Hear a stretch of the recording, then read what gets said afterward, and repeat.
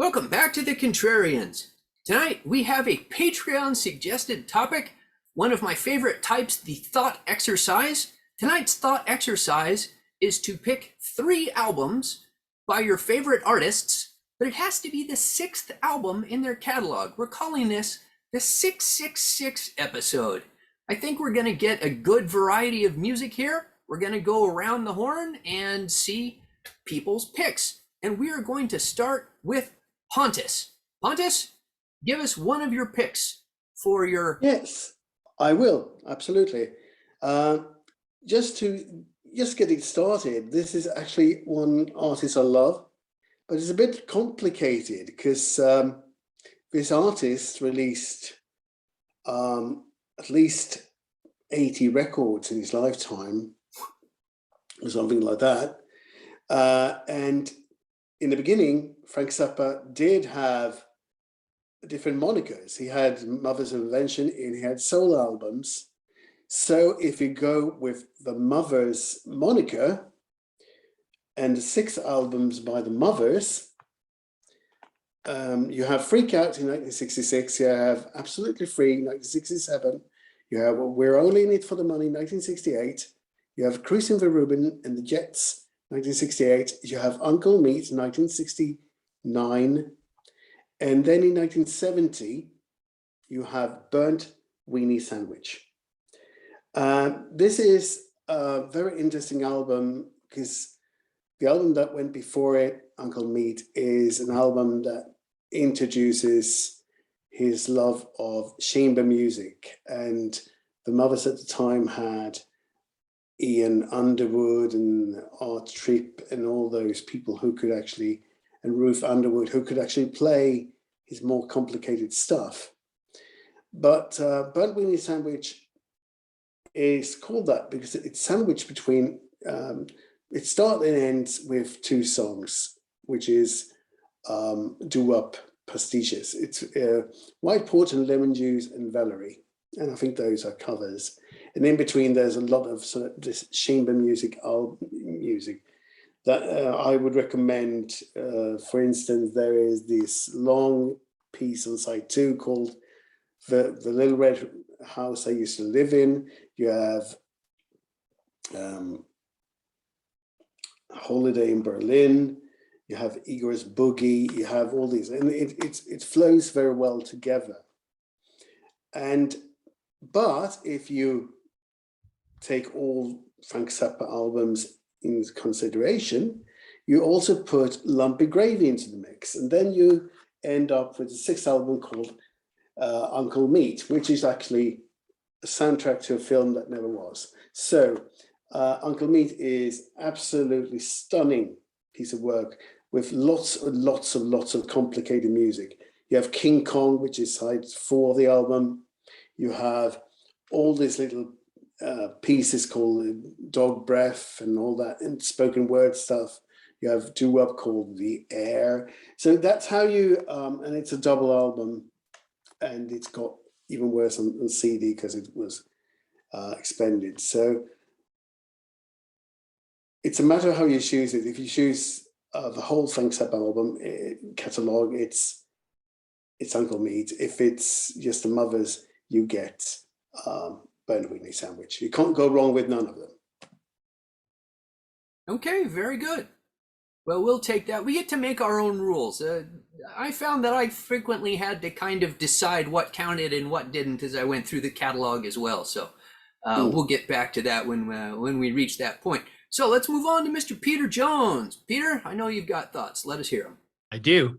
And as the author of this topic, I approve of your logic. So Pontus, all good. If you can make it a 6th, however you choose to do it, it works in our world.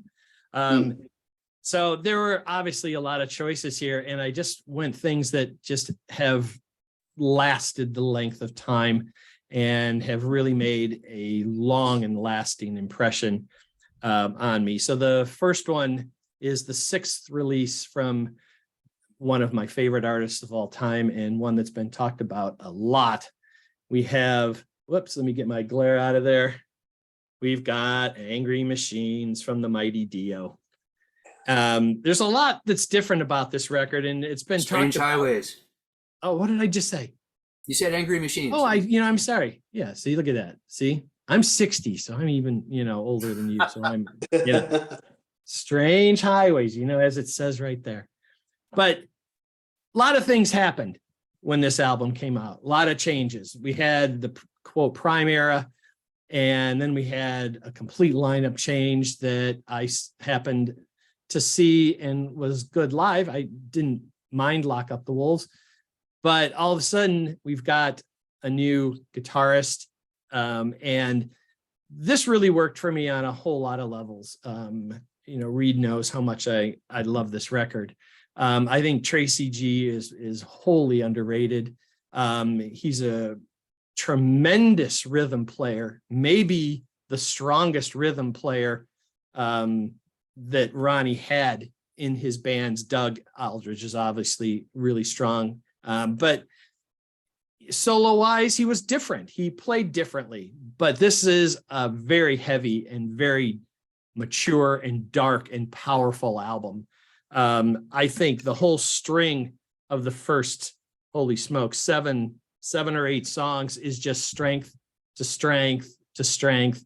I think the opener, Jesus, Mary, and the Holy Ghost, is one of the strongest opening tracks that they ever did. And I was fortunate enough to have seen the recording from the live album that was done for this at a club outside of Chicago where I used to play with my band.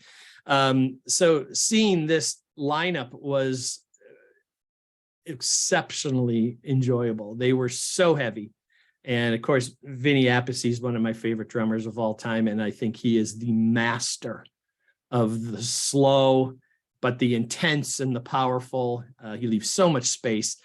Ronnie is Ronnie. He's so strong. The lyrics are very mature.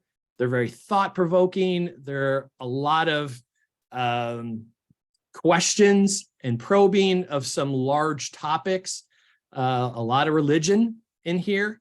And so it's a great, great record, and it gets so overlooked. And it's just kind of, like a flyover. They're like, oh, there's the two records with Tracy, and then you jump back and forth. But I never overlooked this record. And when I saw this was on the list, this instantly had to go into one of my top three. So Ronnie James Dio, and I'll get the title right, Strange Highways. Excellent. I agree with all of that. Anybody who's watching, the Contrarians already did a panel on Strange Highways as a Dark Horse album. Please search it. It was a fantastic episode. Yep. All right, Brendan, let's hear your first pick. Okay, so when I first heard about this topic, I thought that many of the legacy bands would probably be discussed in this topic. So I decided to go a little bit more contemporary, and at the same time, discuss some bands and some albums that really mean a lot to me. The first band that I'm going to talk about is a band out of Austin, Texas, led by the main lyricist and rhythm guitar player and frontman, Britt Daniel. This is Spoon. And the album is Ga Ga Ga Ga Ga. Now, if you're not familiar with Spoon, a lot of people have described them as indie rock, art rock, alternative rock, whatever, all that bullshit to me. They're just a great rock and roll band. They have 10 albums, and they're just straightforward rock and roll. They incorporate many, many, many different kinds of instruments and influences into their music. This particular album, their sixth release, is probably their most commercially successful album. It's the only album that I've heard any of their singles actually be played on the radio or in pop culture. It's so good. Like their music, they're so uplifting, they're so upbeat, they're such straightforward rock and roll. This album in particular is, if you're never heard of this band and if you want to actually get introduced to this band, this is the perfect jumping on point, because it is their most accessible. It is their most commercial. Led by the lead single, The Underdog, which is an acoustic, upbeat pop song, very hooky, very the chorus is very, very catchy and hooky, made for radio. It's so good. Accompanied by a full-on horn section. They also have another single on here called Don't You Ever, which is very, very symbolic of what a lot of their music is about. They're very groovy, very bluesy, very it's very accessible, very good rock and roll. And that the other big song off of this that I've heard played in mainstream radio is You Got Your Cherry Bomb, which is the one that most people know. When people think about Spoon, this is the song that most people know about. It is, again, another super hooky, super poppy, super but really rocks, really upbeat, up-tempo song. So yeah, number one, 2007's Ga Ga Ga Ga Ga by Spoon. Okay, very good. Well, for my first pick, I am never going to pass up an opportunity to talk about Jorn. More hard rock fans need to know about Jorn. Jorn has 14 albums of original material, 5 albums that are cover tunes, re-releases, remixes, 3 live albums. I mean, he's prolific, and all of that in the 21st century. So I had to go through and say, okay, do I count cover albums? Do I count remix albums? But I decided just to throw away all of that and go with the 6th in line in terms of his studio albums. And that puts us at a little number called Spirit Black. On, I think it was 2 albums previous, he comes up with this crow, like Odin's crows becomes his mascot. Now he's got a crow on all of his album covers. Jorn can be pretty accurately described as a mashup of Dio, Whitesnake, and Thin Lizzy. And as a result, they are literally the perfect hard rock / heavy metal band for me in a contemporary age. Any of their albums can be described using those 3 ingredients. You just change the proportions. So on his previous albums, he had a man named Jorn Viggo Lofsted, who also plays in Pagan's Mind, co-writing and playing guitar. And there was a lot more progressive elements in the music. Viggo went back to concentrate on Pagan's Mind.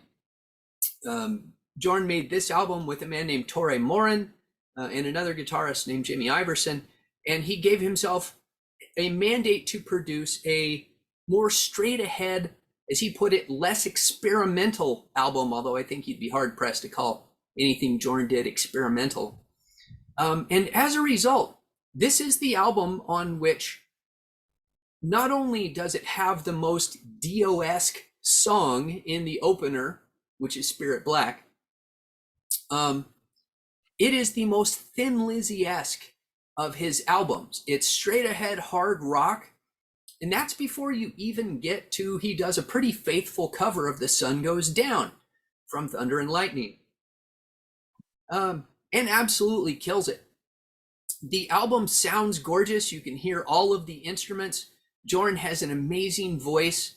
I envy the man. He's about a month younger than I am, so we are very, very close in age. But he really has a set of pipes on him, and he still does. He put out an album last year. So good on him for continuing to produce music.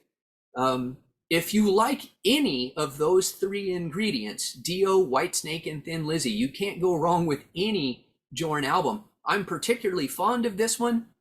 It has some fantastic originals on it. There's a song on it called World Gone Mad can't talk tonight, that I really love. It has a very Phil Lynott type delivery on the chorus. And it has a cover of a song called I Walk Alone by, and I know I'm going to butcher this name, I'm sorry, Tarja Turunen, the former lead singer of Nightwish, the symphonic metal band.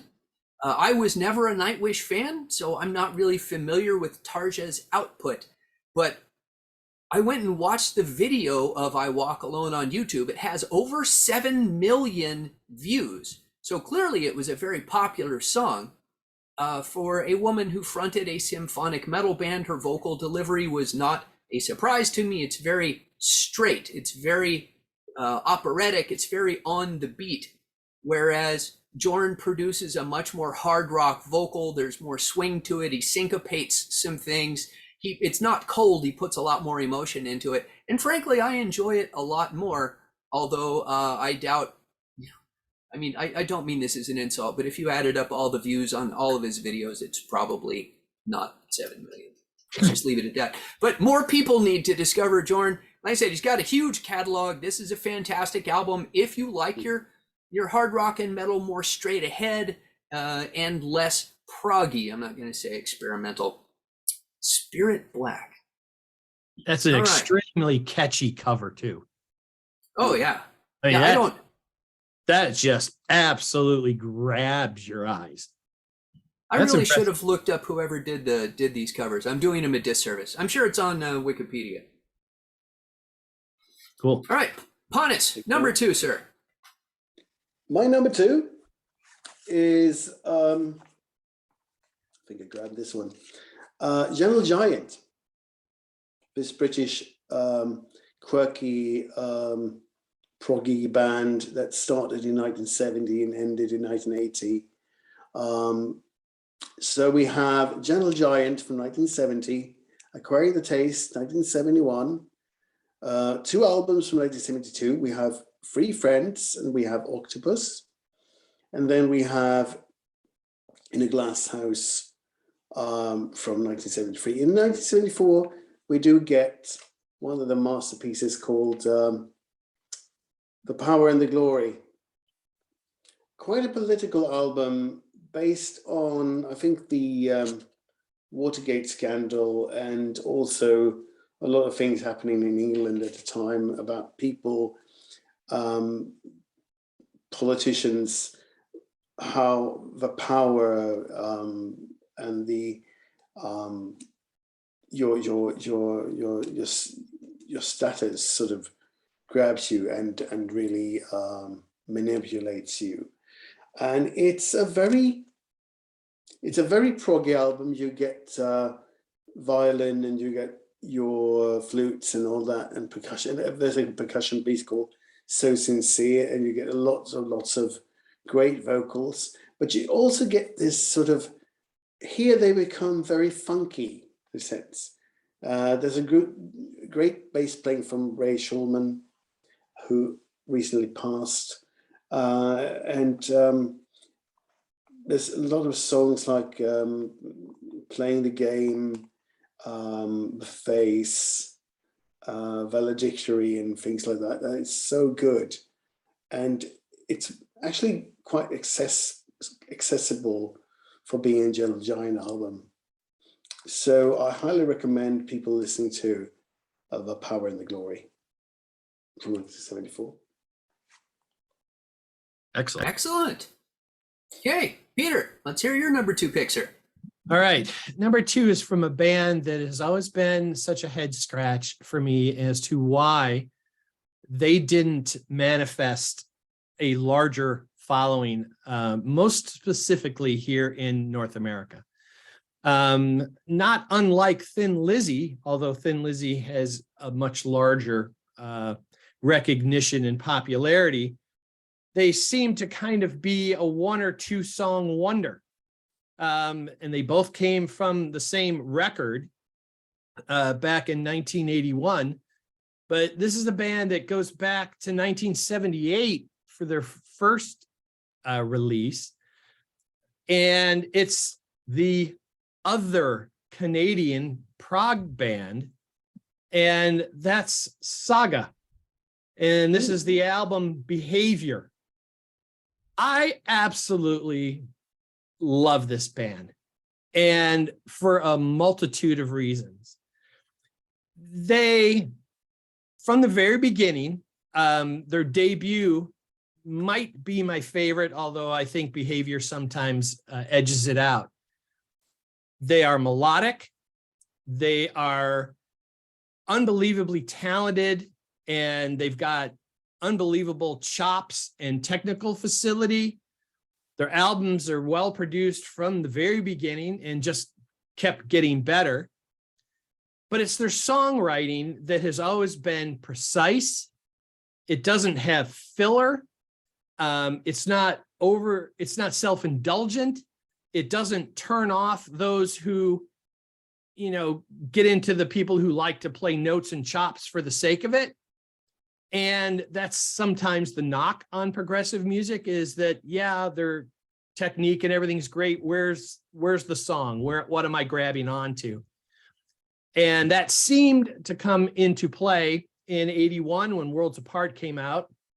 On the Loose and Wind Him Up became the two songs that, if anybody knows anything about Saga, those are the only two songs they have any idea about at all. And most in North America don't even really know those. And they followed up with another great record, Heads or Tails. Both were produced by Rupert Hine. And they get to this album and they decide to change producers to Peter Walsh. But I think they really hit their stride here, and it's kind of a perfect album. They've got three elements in their band that I think make this essential for me. Their singer, Michael Sadler, might be, in my opinion, the most overlooked singer in all of rock. He's got a tremendously controlled but colorful and easy listening voice, a huge range, and to this day, he can still do all the tracks, original keys, similar styles, and even embellish and be creative in higher notes on the same tracks. Exceptionally rare that a singer can do that. Ian Crichton, one of the two Crichton brothers on guitar, is also one of the most overlooked guitarists. He kind of is a combination. He can shred if he needs to. He plays with a lot of pick muting like Al Di Meola, but he's very melodic, great riff writer, and one of the best guitar tones that I've ever heard. And then drummer Steve Negus, who I think is kind of like the perfect studio-like guy, like you'd get, and I'm not equating him to like a Jeff Porcaro or something, but he's got that tight pocket that makes all of these songs work. I used to use this album as a demo when we were selling hi-fi gear in the late 80s, because the sound on this is so strong and so clean. There's melodies all over the place. It's so well sequenced, and there's not a second in this that I skip over. Other than the drummer and Ian on guitar, all of the other guys switch instruments. The singer will go to keys and then he'll play bass. The bass player will go to keys. There's a main keyboard player. They could have three keys. They could do everything. And it's just simply one of those bands that people really just have to go and find their material and go and start researching this band, because they really deserve a lot more love. So this was released in August of 1985. Their sixth album, Behavior, by the Canadian band Saga. Very good. I need to add Saga to the list. Sadly, it's a very long list, so I may not get to them for a while. Brendan, let's do your second choice. What do you got, sir? Okay, so I've often said that the Rolling Stones are my favorite band of all time. My second favorite band of all time is the band from Manchester, England, Oasis. We did a Dark Horse panel discussion last month about their fifth album, which is Heathen Chemistry. This is the album that follows that. This is Don't Believe the Truth. Their sixth studio album. I feel that Oasis, they hit their peak, obviously, in their first couple albums. They're classics. They're amazing. 90s Britpop rock, just fantastic masterpieces. But they hit kind of a valley in the late 90s and 2000. I think the bottom of the valley was in 2000 when they released Standing on the Shoulder of the Giants. In my opinion, that album was uninspired. You could tell that creatively they just didn't have the juices flowing. There are some good songs on that album, but really, honestly, it really was kind of a valley for them. The album that we discussed in the Dark Horse panel was Heathen Chemistry. And that album, I feel like they were kind of making their way back up to the peak. But they really, this album, Don't Believe the Truth, 2005, was a return to form. They released the single Lila, which is tailor-made for an arena rocks show. Great, huge, massive chorus, awesome hooks, great guitar tones, great guitar riffs. And then the second single that they released off this album was a Noel song called The Importance of Being Idle. This song is really quirky, really different than anything Oasis had ever released up to this point. But if you listen to it, it really sows the seeds for what Noel would have done with his band, the High Flying Birds, going forward. It really is tailor-made for that first High Flying Birds album. So you could really see where Noel's mind was going with this, with that particular single. And if you've ever seen the video for that song, it's really great as well. But really awesome, like just a great album from start to finish. Some great deep cuts to this album as well. The great ballad Let There Be Love. It harkens back, obviously we got to mention the Beatles when we talk about the Oasis. It harkens back to Yesterday, but it's a beautiful ballad, Let There Be Love. Love Like a Bomb, another beautiful ballad that they did, and Monkey Fingers, which is another Noel Gallagher song that really harkens back to, for me, it sounds exactly like Waiting for the Man by Velvet Underground, but I think Noel does his own thing with it. But this is a return to form for this band who kind of lost their way in the late 90s and early 2000s, but they really found their way back. And it's unfortunate they broke up shortly thereafter. They had one album after this that was okay, not great, and then they broke up. But this, Don't Believe the Truth, was a return to form for Oasis, for sure. I have to listen to that. Very I never good. got around to that. I often describe Don't Believe the Truth as the most Rolling Stones-esque sounding Oasis album, so not surprised it's one that you like. Okay.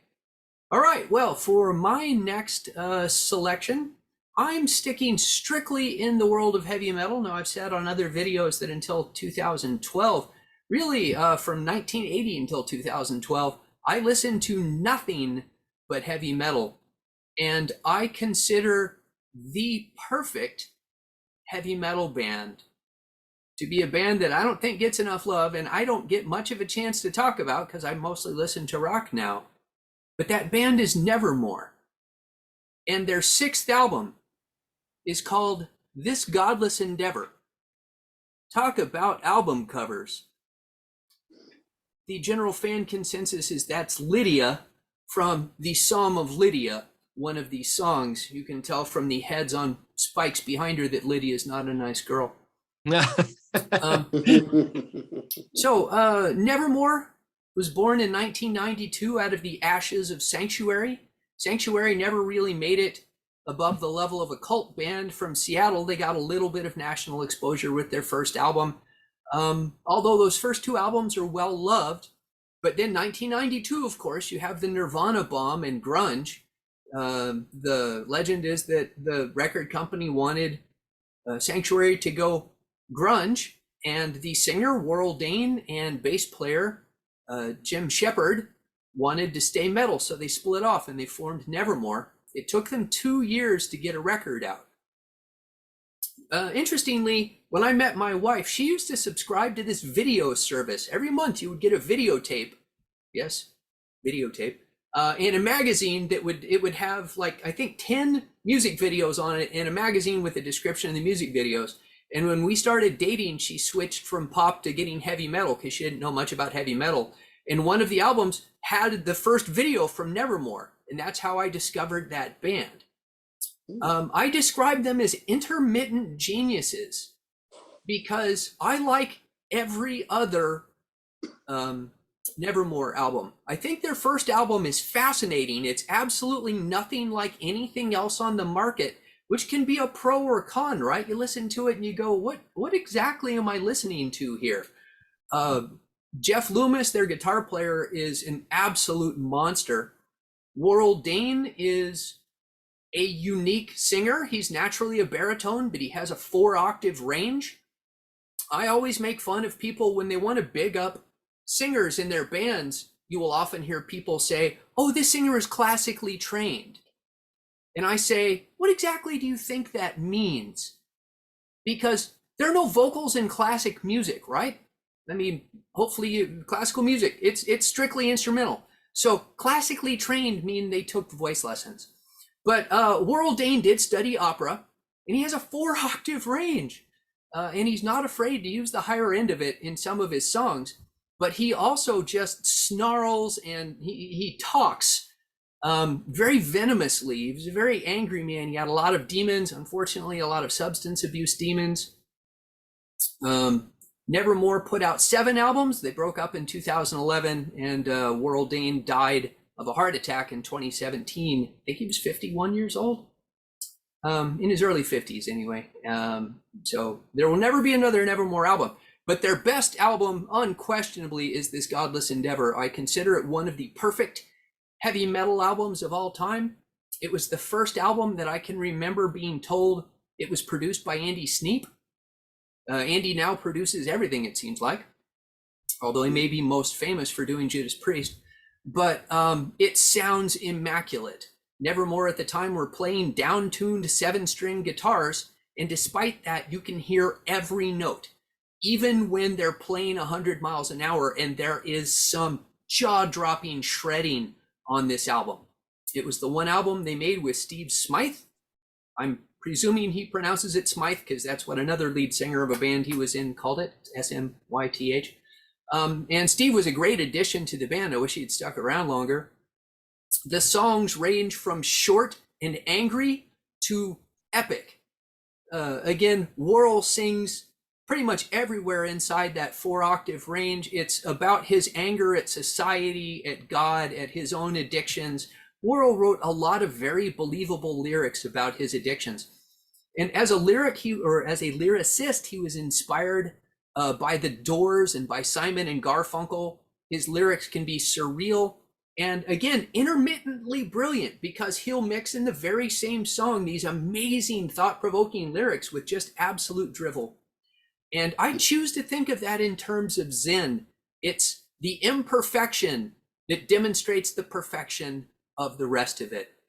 So Nevermore mixes brutality, just some of the fiercest guitars and lyrics ever, with passages that are just absolutely beautiful. People had a really hard time characterizing them. I've heard them described as everything from power metal to prog metal to progressive death to technical death to death metal. And that just shows you they were not a death metal band because they don't have anything close to death metal vocals. But this is one of the most powerful heavy metal albums I personally think I've ever listened to. It's a solid 10 from start to finish. And the title track is one of the most amazing single pieces of music that a heavy metal band ever did. And if you've never listened to any other Nevermore, go and listen to this Godless Endeavor. That one song is an encapsulation of everything the band ever did. If you don't like that, don't bother with the rest of the band. But if you like that, and you should, check out everything else they ever did. It's intermittently brilliant. Okay, Pontus. Excellent. I'm going to pick this one. We talked, I think it was last year, we had Contrarian set about The Who on It's Hard. It was 2 years ago. And Who is a strange sort of discography because they didn't release that many albums. They released many singles. And of course, how the demographic was in the 60s. There were British albums and there were American albums and overseas albums and stuff like that. But if you stick with the British core catalogue, you have My Generation, Quick One, The Who Sell Out, Tommy, Who's Next, and Quadrophenia. This is one of my all-time favorite albums of the 70s and of all time, I guess. This is The Who at their absolutely peak. It is it's the follow-up to Tommy in a sense, and it's a realization what Lifehouse wasn't. It's a true, it's a storytelling album. It's a concept album about a mod, about how it was to be a mod in the early 60s. Told the story about Jimmy and his problems and his adolescence and all that stuff. And it's very sort of a symphonic album. It's very sort of filmic. It later became a film, of course, in '79. But it's also heavy in the sense that Tommy wasn't too heavy because it was so early. But I mean, if you look at the track listing, The Real Me was covered by The Wasp. You have Love Rain on Me. You have Dr. Jimmy. You have the beautiful I'm One. The Punk and the Godfather. 515, which was a single, and it's just a beautiful album. And unfortunately, the band couldn't do it live, but properly. But it's a fantastic studio album. It's a double album, and it's definitely on one of the peaks of that generation. The Who's Quadrophenia. Absolutely. Oh yeah. Oh yeah. Yeah, I would love to do a full panel on Quadrophenia someday. I don't know that it really fits the Contrarians remit because I don't know anybody who doesn't love that album, but I'm right there with you. All right, Peter, let's do your number 3. Okay, well, my top pick, I'll just throw the band out. It's that other Canadian band, Rush. And we're going to go with Hemispheres. This was so easy for me when I saw that this met the criteria. It jumped to number 1 and never had any risk of ever falling out of that spot. There's just too much about this record that means way too much to me to ever be challenged by anything else. It's my favorite Rush album. It was my favorite live concert. It to this day has never been equaled. It is one of the most inspirational drum albums for me as a drummer growing up and learning things. This is a band that at this point were so far ahead of anything else that was going on at the time. And they had pushed themselves, as they have famously said, they were playing over their own heads.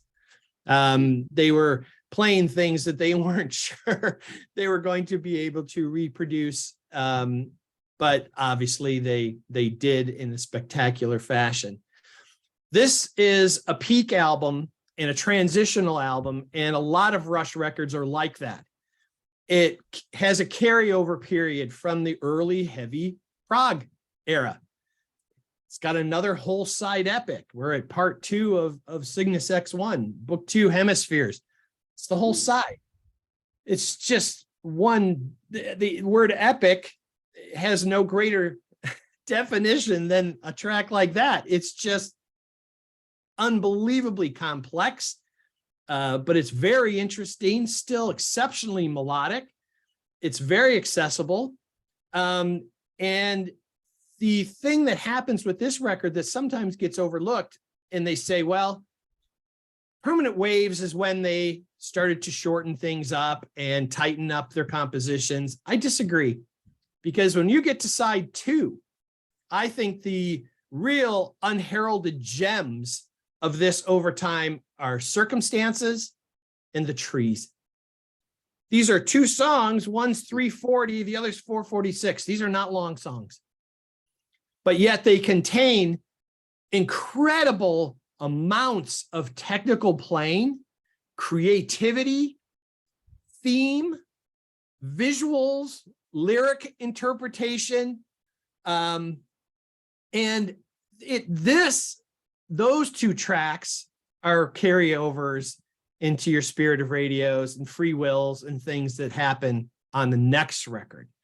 And yes, it's got also my favorite, and I think they're by far their most accomplished instrumental, In La Villa, which is just stunning. Just an exceptional piece of music and how it's constructed. And so there are those who are like, oh, it's a little bit self-indulgent. It's kind of over the top. And I get that. It may not be the most accessible to some. But for me, this will always be the apex for the Rush that I prefer. And this will always be the go-to one when I need to get my Rush fix. And if I only can have one album, it's Hemispheres. So. All right, Peter, eloquently argued. All right, Brennan, what's your last choice, sir? Okay, my previous two were a little bit more contemporary. This is going to be a little bit more on the older side. But this album, I have said numerous times, is my favorite album of all time. It's not typically what somebody who knows me would think would be my favorite album of all time, being a metalhead and a classic rock guy and a Black Sabbath, Deep Purple kind of guy with the heavy guitars and all that. But when I heard this album for the first time, I was moved, and I was moved almost to tears. And almost every single time I hear this album, I'm almost moved to tears because it is haunting, and it is beautiful, and it is tragic, and it is dark, and it is, I've heard a lot of different people say that it's depressing, and they don't really like it because it is dark and depressing. But for me, it's absolutely beautiful. And that is 1982. Bruce Springsteen, Nebraska. Oh. In 1980, Bruce Springsteen and the E Street Band released The River, which is a double album full of super huge bombastic songs that were made for arenas, and they're played on classic rock radio all over the place. And I'm a huge Springsteen fan, huge E Street Band fan. But what I love about this album is how stripped down it is. When you read about this album, Bruce was going through a very difficult time in his life. And when he got off the River tour, he went into a room with an acoustic guitar, harmonica, and decided to start writing songs for his next album. And I guess whatever he was going through personally at the time came across as very dark. And this is Bruce at his storytelling best. And Bruce Springsteen is at his best when he's telling stories. And this album in particular, it's incredible. The how hauntingly beautiful, the way that he's so eloquent in the way that he is telling these stories. And all these stories are super depressing. Like they're really dark. They're none of them are uplifting whatsoever, but they're beautiful in the way that he portrays them with just an acoustic guitar and a harmonica. And songs like Atlantic City, that's probably the biggest song off this album that anybody knows. Blew up the Chicken Man in Philly last night. We blew up his house too. It's just, that starts off the biggest song off this album. And that's probably one of the more uplifting songs on this album. But he tells stories that really, really portray the dark side of Americana, whether it be the darkness of the gambling and the corruption of Atlantic City, the blue collar struggle of the Midwest. He encompasses all of that in this album so beautifully and so moving that this is not an album that I will put on every single day. This is not an album that I will put on during a party. But I personally have never heard a collection of songs that have moved me and that are as beautiful as what Bruce Springsteen did in 1982 with Nebraska. And that's why this is my favorite album of all time. And this is my number one pick for this week, Nebraska. Well said. Cool. Very good. I will confess that Bruce Springsteen has completely passed me by in my music fandom, but maybe someday. All right.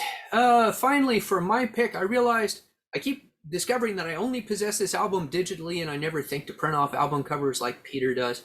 But I'm going back to another artist that I love to get a chance to talk about, and that is Mr. David Bowie. His sixth album came out in 1973. It was the follow-up to the album that people, for some reason, insist is his best album, The Rise and Fall of Ziggy Stardust and the Spiders from Mars. And that album is Aladdin Sane. Now, my contrarian opinion is that Aladdin Sane is not just better, it's vastly better than Ziggy Stardust. Ziggy was a very straightforward album. It's a fantastic album. I love it. But it is simple in its execution. The songs are very stripped back.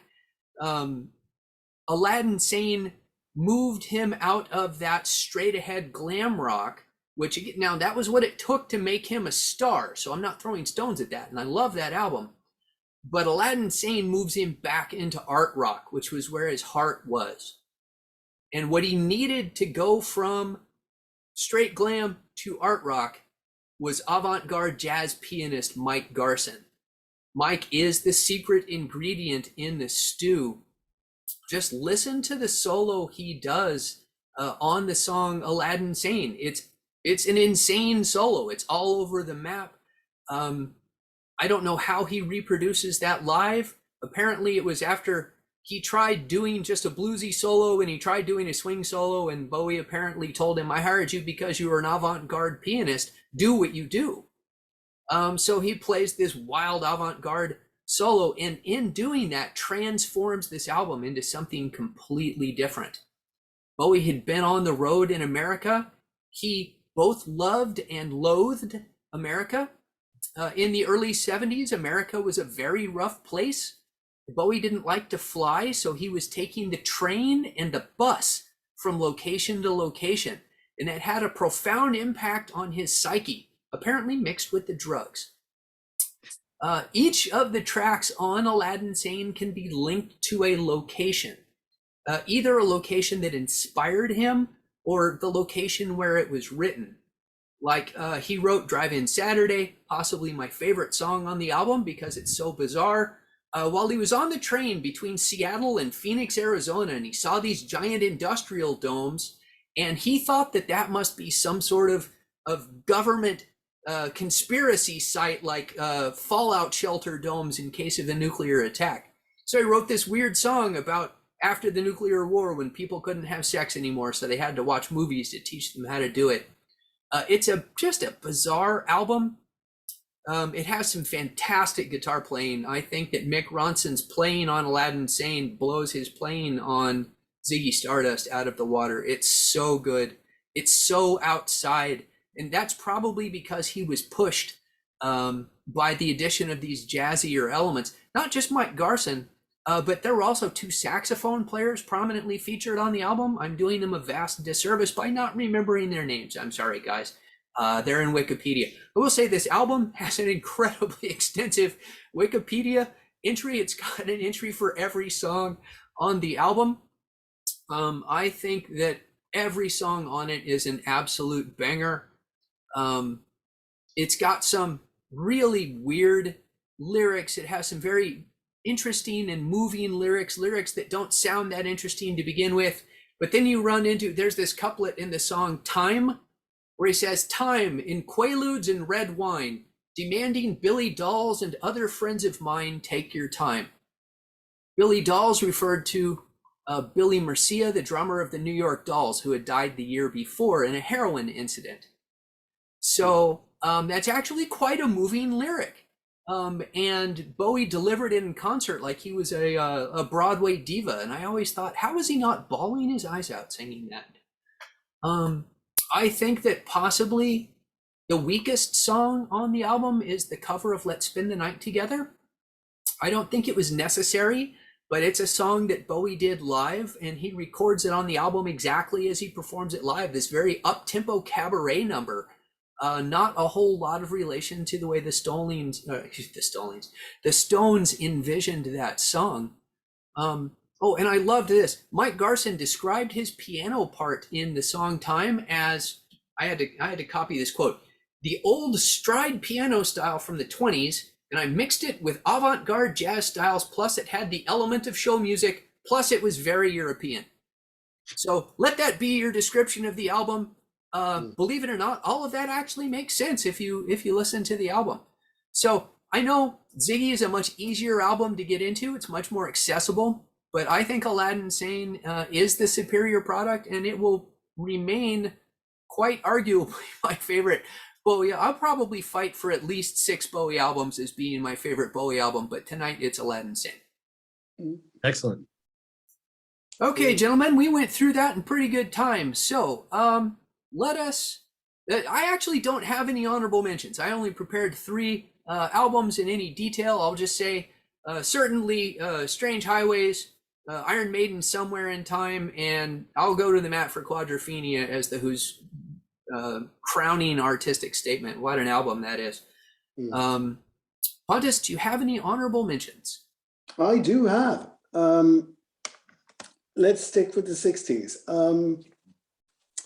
And another band, of course, that had a discography that was, you have a British discography and you have a US discography. And the US discography is, well, let's say it's the equivalent of the Wild West.